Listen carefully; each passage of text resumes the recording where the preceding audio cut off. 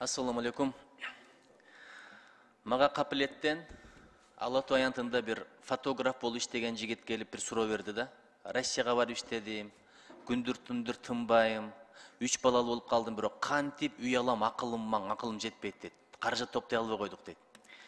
Ошого байланыштуу мамлекеттик ипотекалык компания негизинен мамлекетке иштеген, мамлекеттен майын алгандарга жеңилирээк шартта берет. Мугалимдерге, дарыгерлерге, мамлекеттик чиновниктерге, кызматкерлерге.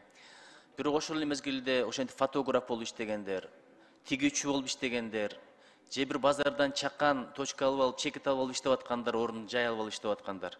Алардын акыбалы кантип көчө шыпыргандар.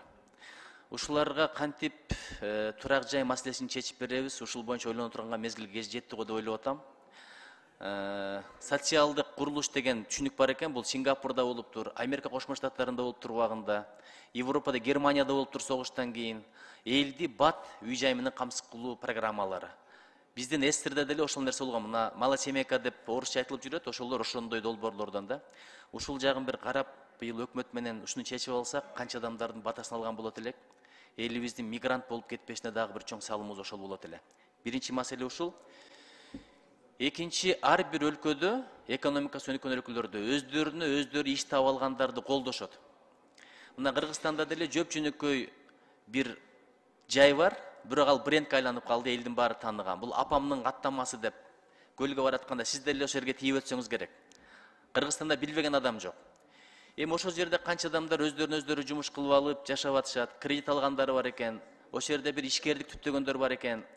Канча адамдар сүт сатып атат, каймак сатып атат, нан сатып атат дегендей бир жакшы бизнес борбор. Эми темир жолдун аймагы экен, темир жол аларды көчкүлөө мартка чейин мөөнөт беребиз деп атыптыр. Эми албетте балким кооптулук маселеси бар, бирок мен билгенден балыкчыга саат сайын деле поезд каттай бербейт. Бул бир. Экинчиден, Кытайга барсаңыз, Кореяга барсаңыз, Японияга барсаңыз, көп кабаттуу үйлөрдүн арасынан өтөт поезддар. Бирок эл жашап эле атпайбы?